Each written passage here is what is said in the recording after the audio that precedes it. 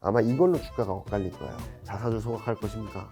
저희는 적극적으로 합니다. 지금까지는 야 쟤네 자사주 많대 라고 해서 다 올랐는데 앞으로는 자사주 소각에 대한 어떤 스탠스를 보이는지를 좀 체크하실 필요가 있다. 로봇도 계속 봐야 됩니다. 이 기여도 강도에 따라서 주가 순위가 쫙 결정됐어요. 그럼 로봇 관련주 중에서도 이익이 나는 것들을 좀 보자.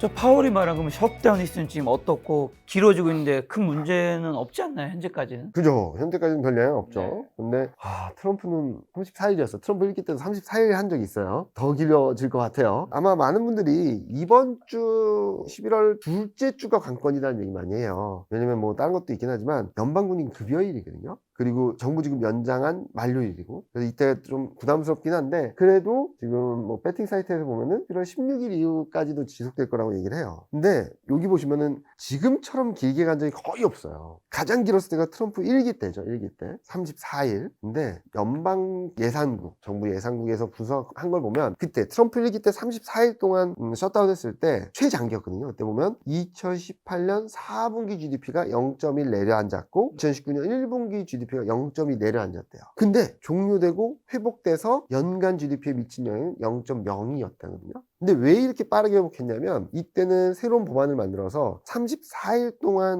무급 휴가로 갔던 연방정부 공무원들한테 월급을 소급 적용해 줬어요. 돈을 다시 마련해 줬어요. 그러니까 빠르게 회복한 거죠. 근데 지금 뭐 하냐? 트럼프 무급 휴가인데 왜 돈을 줘? 그리고 잘라버린 거야. 지금 계획상으로는 기본적으로 4,000명을 자른다고 하고 있거든요. 그렇게 되면 트럼프 1기 때 34일 했을 때랑 다른 것은 무급 휴가를 갔던 연방 공무원들한테 월급을 소급 적용 안 한다. 또 하나는 해고한다. 이 두 가지가 어떤 영향을 줄지 좀 모르겠어요. 그리고 이게 예상국에서 분석한 거거든요. 보시면은 지금 4분기 들어왔잖아요. 보시면은 GDP 영향이 4주 동안 하면 마이너스 1, 6주는 마이너스 1.5, 8주는 마이너스 1.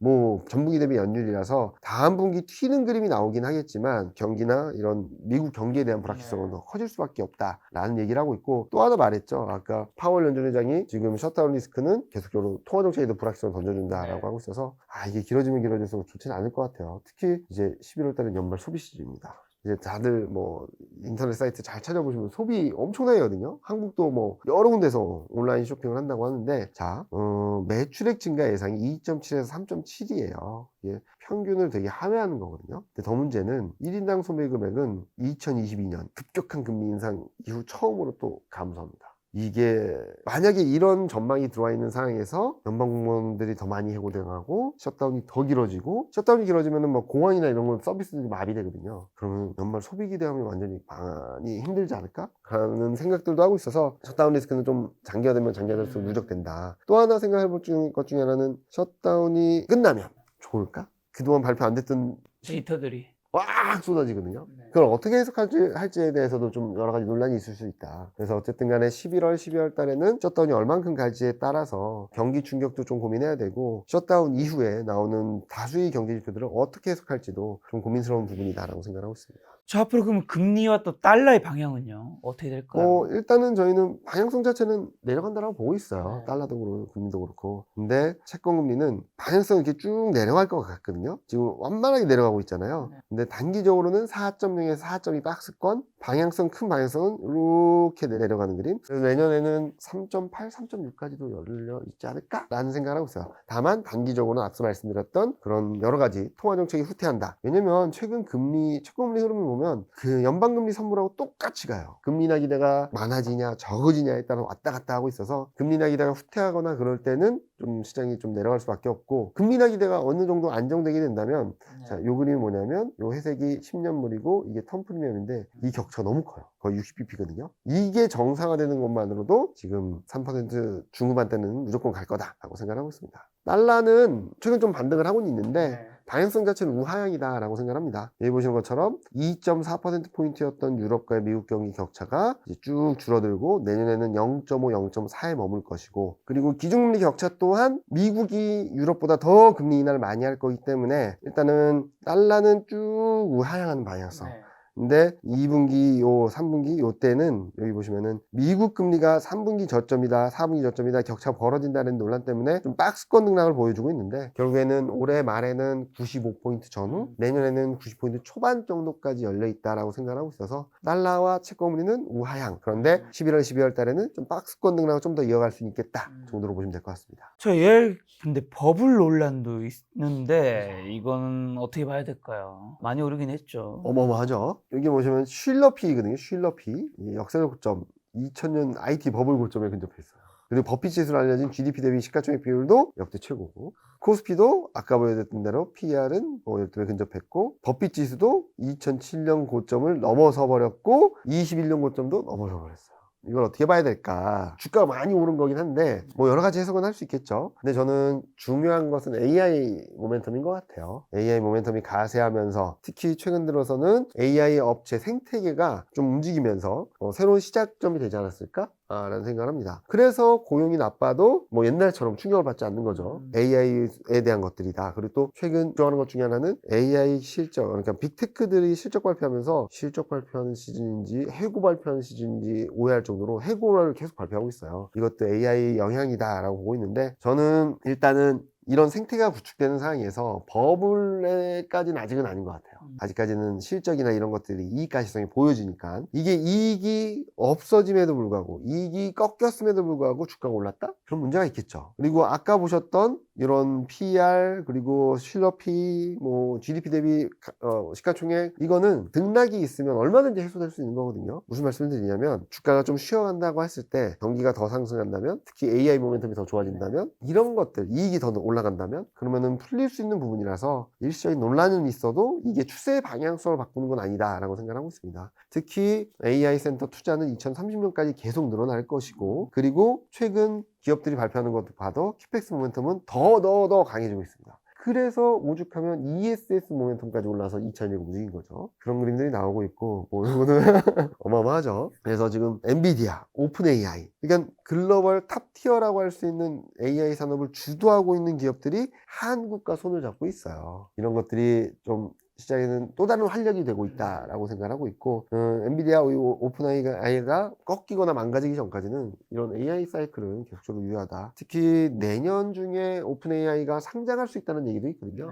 그걸 한번 봐야 되겠죠. 아마 그때 전후가 AI 모멘텀의 정점, AI 주가의 정점이 되지 않을까라는 예상은 하고 있지만, 여튼 아직까지는 생태계가 이제 막 구축된 상황이라서 이게 단기간에 깨지진 않을 거다라고 생각하고 있습니다. 다만 단기적으로는 반도체 PER이 많이 올라왔다라는 거, PBR은 아직까지 괜찮지만, 그리고 이거 재밌는 그림인데 4월 이후 쉬지 않고 외국인이 반도체를 담았어요. 근데 오히려 10월 10일 이후 그렇게 적극적으로 안 사요. 이런 것들을 보는 것 같아요. 아까 말씀드렸듯이 달러 기준으로 봤을 때 이제 막 역사적 고점을 넘었다. 반도체도 좀 비슷하거든요. 그런 것들. 그래서 팔란티어나 이런 중요한 미국 기업들 실적이 얼마나 나오는지를 봐야 될 것 같아요. 지금 보면은 이익은 레벨업 되는 그림이 나오고 있는데 얼만큼 예상이 상회해야 하는지, 워낙 가파르게 이익이 올라가고 있어요. 그리고 AMD도 지금 계절성에 따라서 2분기, 3분기에 튀는 그림이 나올 텐데 이게 얼만큼 올라갈지. 퀄컴도 대표적인 반도체 기업으로서 계속적으로 이익이 둔화됐다가 이제 3분기부터 튀는 그림이 나오는데 얼만큼 서프라이즈 보여줄지, 그리고 11월 19일 날 엔비디아가 실적을 발표하는데 거기서 또 어떤 그림을 보여줄지 좀 확인할 필요가 있겠다는 생각을 하고 있습니다. 자,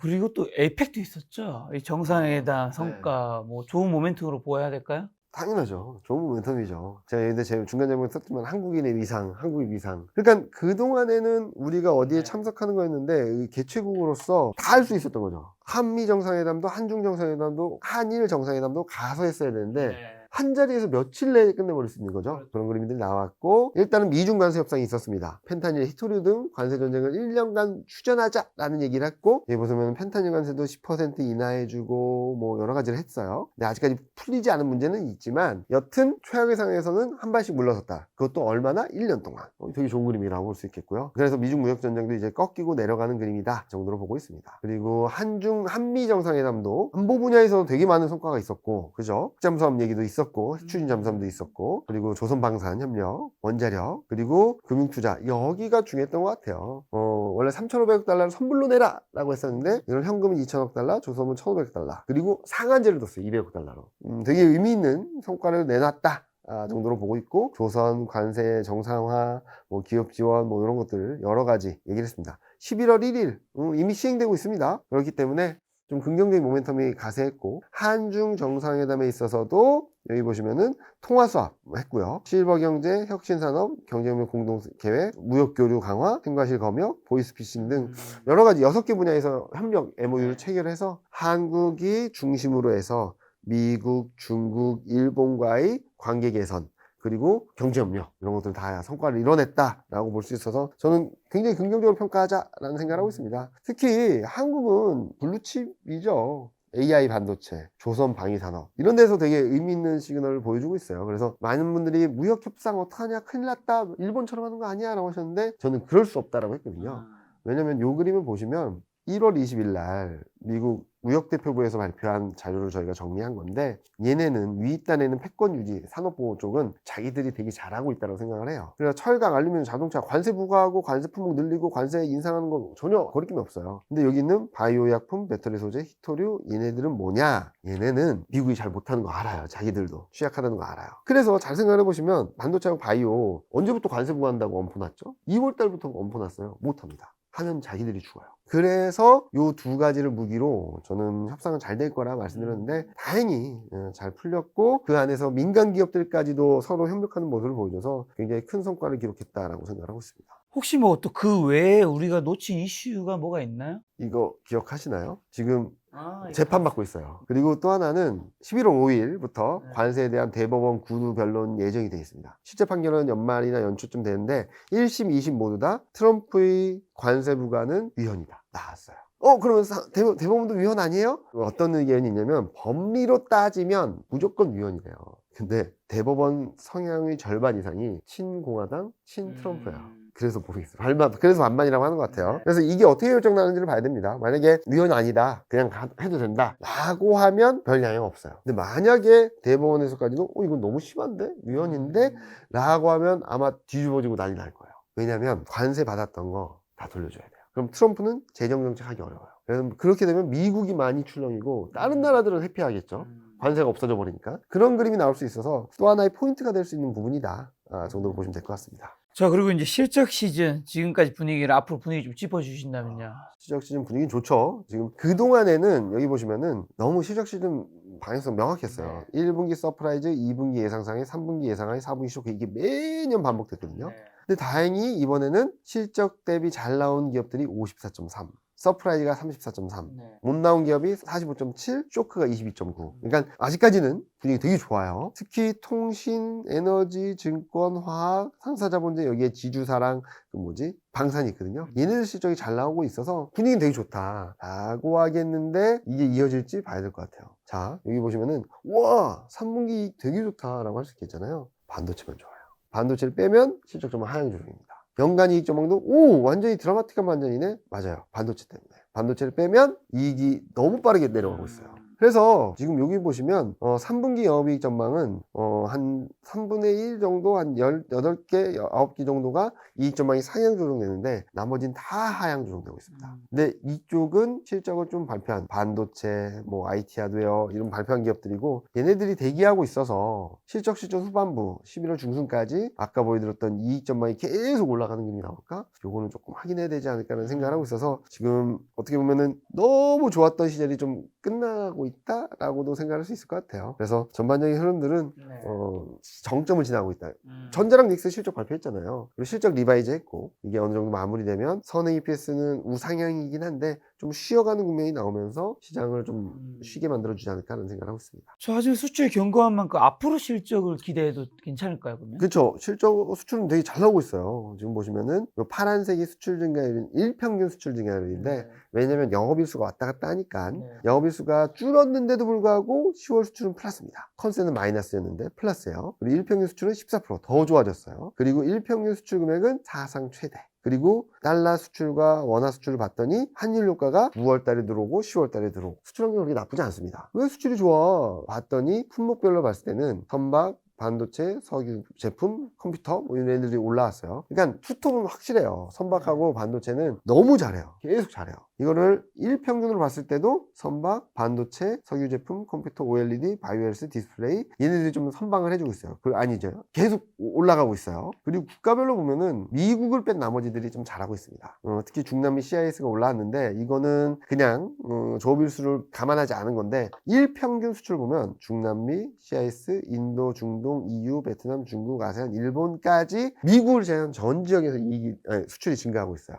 수출 다변화 잘 돼 있다라는 것들이 미국과 관세 전쟁에도 불구하고 코스피가 좀 잘 갔던 이유라고 볼 수 있겠고 여기서 보면은 주도주가 나오죠. 조선, 반도체 수출이 계속 잘한다. 이런 그림들을 보여줄 수 있다라고 생각하시면 될 것 같습니다. 저 그럼 연말까지 시장 흐름은 좀 불안정할 수도 있을 텐데 어떻게 좀 대응해야 될까요? 순환매 대응하자. 제가 말씀드린 게 반도체, 2차전지 얘네들을 팔자라는 게 아니에요. 많이 올랐으면 여기서 조금 줄여가지고 좀 아직까지 싼 애들을 좀 매매해보자라는 컨셉이거든요. 이 그림을 보시면 어마어마하죠. 파란색이 7월 이후 7월, 8월, 9월, 10월까지 수익률인데 반도체, IT 하드웨어, IT 가전, 2차전지 얘네들이 보여주었어요. 여기 보시면은 이게 점선이 작년 11월 고점에서 올해 상반기까지 수익률인데 마이너스였던 애들이에요. 얘네들이 완전히 뒤집어 버렸고 판을. 그 중에서 조선, 기계, 상사자본재는 그래도 잘 버텨줬고 조선, 방산, 기계가 그리고 디스플레이도 어마어마하게 드라마틱한 반전 보여줬고 그리고 화학도 자동차도 그러니까 7월 이후 하반기 들어서 명확한 것은 소외주들이 드라마틱하게 반전했다.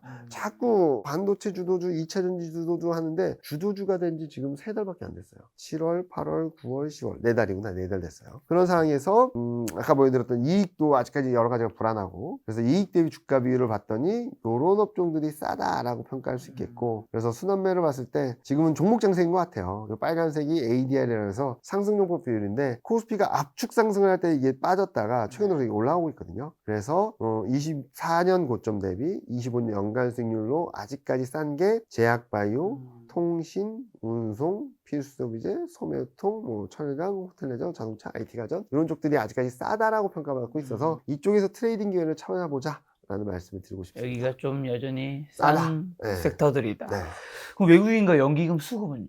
아까 잠깐 보여드렸던 것처럼 외국인도 10월 13일 이후 매도 우위, 연기금은 갑자기 매도가 커졌어요. 특히 외국인 선물은 뭐 어마어마한 대규모 매도를 했고요. 연기금은 더 사기 어렵습니다. 최근 보면 이렇게 회색선이 일별 순매수인데 최근 몇 달 중에 가장 많이 팔았어요. 지난 주말에. 왜 그런가? 비중이 너무 높아졌어요. 올해 목표 비중이 14.9인데 17% 넘을 수도 있어요. 그러면은 이걸 맞추기 위해서는 30주 이상 팔아야 됩니다. 그 상황에서 연기금은 어떤 선택을 하냐? 시장은 안 사요. 코스피는 매도해요. 3개월 연속, 5개월 연속 매도해요. 근데 자기들이 싸다고 생각하는 저평가되어 있다고 생각하는 2차전지, IT가전, 기계, 화학, 상사자본재, 증권에너지 한번 생각해 보시죠. 앞서 보여드렸던 것 중에 수익률이 좋았던 애들이에요. 걔네들만 따로 삽니다. 그리고 외국인도 좀 많이 목에 차다 보니까 지금 좀 적극적으로 사진 않는 모습들을 보여주고 있고 원화가 약할 때 매수가 많이 들어와서 원화가 강해진다고 해도 더 들어오기보다는 이때 들어왔던 물량을 소화하는 과정을 거칠 수밖에 없어요. 그래서 뭘 사나 봤더니 여전히 반도체, 2차전지, 기계, IT가전, 화학, IT하드, 에너지, 유틸리티, 보험 뭐 이러는데 자 여기서 힌트는 외국인하고 연기금이 같이 사는 걸 보면 앞으로 좋아질 게 보이겠다 라고 생각할 수 있겠고 반도체를 가장 많이 샀지만 그동안의 매수 집중도보다는 떨어졌어요. 여기 보시면 시가총액 대비 매수 규모가 이렇게 순위가 내려왔죠. 반면에 IT 하드웨어, 디스플레이, 유틸리티, 화학, IT 가전, 기계, 에너지, 2차전지, 미디어 교육. 지금 미디어 교육 좀 많이 내려왔습니다. 근데 외국인은 사기 시작했어요. 이런 것들을 좀 체크 포인트로 잡아서 한번 보시면 좋지 않을까 생각을 하고 있습니다. 그리고 또 순환매 아까 전에 말씀해 주셨는데 순환매 대응 기준점은요? 일단 제가 보는 기준점은 가격적으로 싸야 된다. 가격적으로 싼 게 좋다. 그래서 2024년 7월 고점 이후 수익률을 보면은 아직까지 얘네들은 많이 낮아져 있어요. 얘는 아직까지 마이너스고 2000지 총 많이 올랐잖아요. 아직도 마이너스입니다. 아직까지 올라갈 룸이 많다는 거예요. 그리고 한 달, 3개월 수익률을 봤을 때는 얘네들을 보면 내수주가 정말 많아요. 그래서 아직까지 싼 애들, 그리고 특히 단기적으로 1개월, 3개월 수익률이 싼 애들 중에서 실적 대비 저평가 있는 실적 주가 변화율과 실적 변화를 빼줬을 때 마이너스권에 있는 애들이 실적보다 더 싸구나. 실적이 안 좋다 하더라도 실적이 안 좋은 걸 다 반영했구나 라고 볼 수 있어서 이 두 가지를 가지고 교집합을 해서 좀 업종이나 종목별로 좀 선별을 하고 좀 순환매 대응하자라는 쪽으로 매달 월간 조망에서 계속 업데이트 드리고 있습니다. 저 그럼 현 시점 저평가되어 있는 거 한번 정리 한번 한다면요? 자, 여기 보시면은 이런 자료는 제가 매주 월요일날 쓰고 있거든요. 매주 월요일날 업데이트 해드려요. 그래서 저희가 하반기 전망할 때는 반도체 2차전지가 투톱이다 무조건. 그리고 그 다음에 주간에서는 계속 순환매 얘기하면서 3주 전인가에는 2차전지를 뭐 제일 싸다라고 얘기했었고, 근데 지금 그러니까 지난 주말 종가 기준으로 제약바이오, 인터넷, 보험은행, 소매유통, 필수소비재, 호텔레저, 운송, 화장품, 의료 내수주가 되게 많아요. 내수주 플러스 성장주죠. 얘네들이 좀 대표적인 저평가 업종입니다. 근데 여 중에서도 눈여겨볼 게 건강관리, 소프트웨어, 은행, 호텔 레저 이런 이익 전망이 올라가는 애들. 그래서 저는 제약바이오랑 인터넷을 눈여겨보자 라는 말씀을 드리고 있고요. 다행히 제약바이오도 외국인이 순매수 전환, 인터넷도 순매수 전환 할 조짐이 나오고 있어서 이 두 가지가 저는 키팩터 아닌가라는 생각을 하고 있고, 여기서 필수소비재, 호텔 레저도 한번 지켜보시죠. 일단 섹터별로 간단히 보시면은 바이오도 알게모르게 많이 올라왔어요. 여기서 등락이 있다 하더라도 21년 4분기 고점까지 올라갈 수 있다. 이익도 워낙 좋고 밸류에이션도 아직까지 쌉니다. 그리고 인터넷은 전고점까지 갔다 좀 쉬고 있는데 이걸 뚫어내면은 여기서 10%는 계속 올라갈 거예요. 이익도 쭉 치고 올라가는 그림이고 밸류에이션도 싸고. 그래서 제약바이오와 인터넷은 지금 전고점, 올해 고점권에 와 있는데 등락이 있더라도 치고 올라가는 그림이 나오지 않을까? 라는 예상을 하고 있어요. 보험은행은 조금 쉴 것 같긴 해요. 지금 좀 많이 올랐다가 계속 박스권 등락을 보여주고 있고, 유통이 좀 많이 올랐어요. 아까는 상대적으로 싸지만 그렇지 않고, 음식료는 지금 저점 깨고 내려가고 있는데 여기까지도 빠질 수 있지만 지금부터 사는 게 맞지 않을까? 라는 생각을 하고 있습니다. 그리고 여행 레저, 호텔 레저 먹는 쪽인데 얘도 저점을 깨고 내려갔는데 저는 200일선이 가까워지고 있어서 여기 정도면 사도 된다. 그리고 운송은 이상하게 바닥을 잡고 턴어라운드 하는 모습들을 보여주고 있고, 화장품도 사도 된다.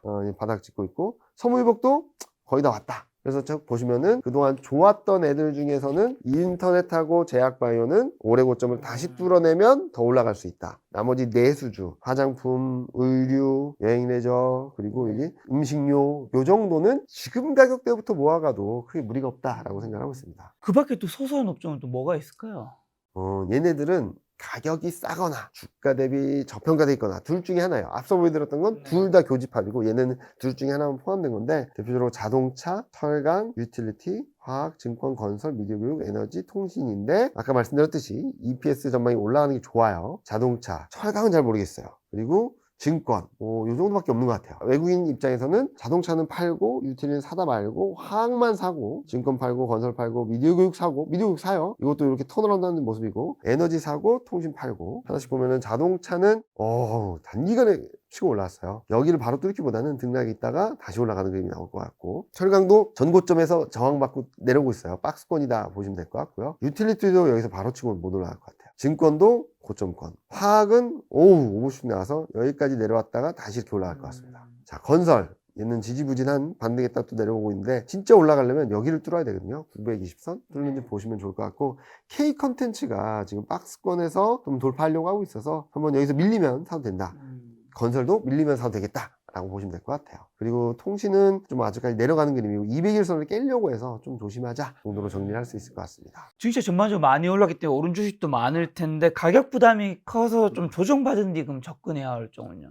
그동안 좋았던 애들이 여기 다 모여 있어요. 반도체, IT 가전, IT 하드웨어, 상사자본재, 조선기계, 디스플레이까지 하나씩 말씀드리면은, 보시면은 반도체는 외국인이 샀다 팔았다 조금 하고 있어요. 적극적으로 사진 않습니다. 더 이상. IT 가전, IT 하드웨어를 이상하게 사고 있고, 상사자본재도 그렇게 세게는 안 사고 있어요. 조선은 팔고 있고 기계도 팔려고 하고 있어요. 얘네들 좀 조심해야 되겠죠. 일단 삼성전자는 12만원, 11만원, 12만원까지도 열려있긴 하지만 지금 여기 보시면은 MACD 오실레이터가 내려가고 있어요. 그래서 하락 다이버전스라서 더 올라간다 하더라도 추격 매수는 좀 자제하자. 닉스는 70만원까지 열려있어요.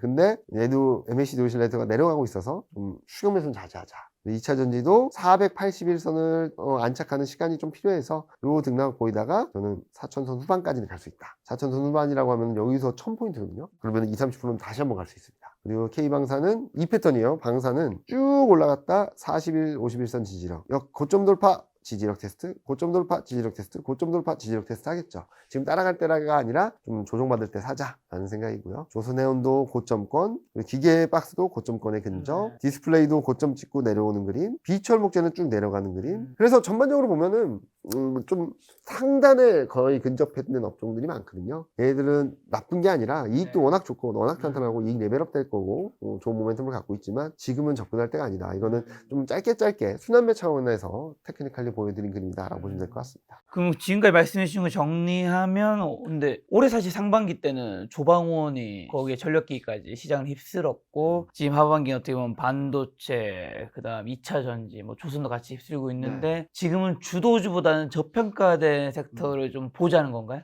네, 단기적으로는 주도주 비중을 조금 줄이고 네. 그 줄인 금액 워낙 많이 올랐잖아요. 반도체 지수가 70% 올랐는데 네. 좀 줄여서 싼 애들로 가자라는 거고. 자, 그러면은 얘네들은 어떡하냐? 얘네들은 계속 들고 가셔도 되고 사실 수 있다면 아마 11월 12월 중에 밀리는 대로 좀 모아 가시면 좋겠다. 그러니까 전략적인 측면에서는 반도체, 2차 전지, 조선방산 기계를 꾸준히 들고 가야 된다. 얘네들 놓쳐서는 안 된다. 근데 전술 단기적인 관점에서는 얘네들 많이 오른쪽에서 약간 현금화해서 아직까지 못 오른 애들, 특히 내수주 이쪽들로 트레이딩을 하시면 얘네들이 좀 재미없을 때 이쪽에서 플러스 알파 수익률을 낼 수 있지 않을까라는 말씀을 드린 부분입니다. 그리고 이제 상법 개정과 뭐 고배당주 관련해서 투자하면 좋다면서 지주사나 증권사 추천하시는 분들도 많은데 어떻게 보시나요? 뭐 기노업에서는 괜찮아요. 특히 지주사 같은 경우는 뭐 여러 가지 이슈도 있긴 하지만 다른 애들이 돈을 잘 벌어요. 그러면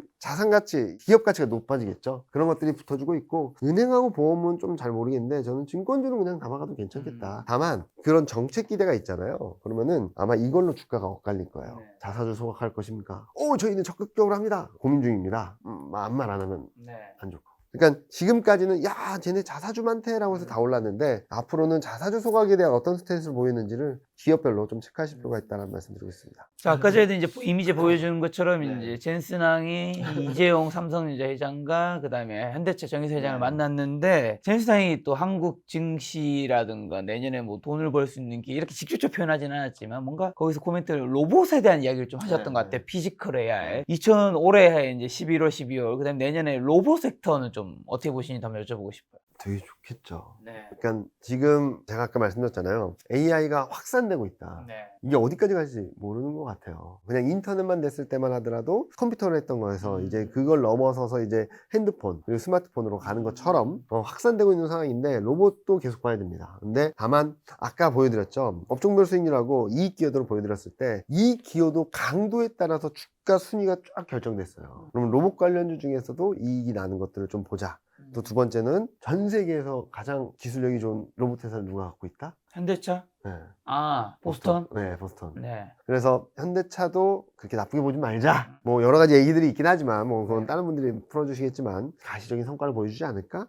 특히 미국 진출하는 데 있어서 인건비가 너무 비싸기 때문에 그쪽에서 어느 정도 활용할 수 있는 방법들이 나오게 된다면 또 다른 성장 동력으로서 재평가받을 수도 있겠다는 생각을 하고 있습니다. 자, 마지막으로 11월에 투자 조언 한마디만 좀 주고 가신다면요, 부장님. 코스피가 너무 거침없이 상승을 해서 어떤 분들은 너무 해피하긴 하지만 아까 수익금 보여드렸듯이 내수주 갖고 계신 분들은 정말 힘들거든요. 그럴 때 뒤집으면 또 거꾸로 탑니다.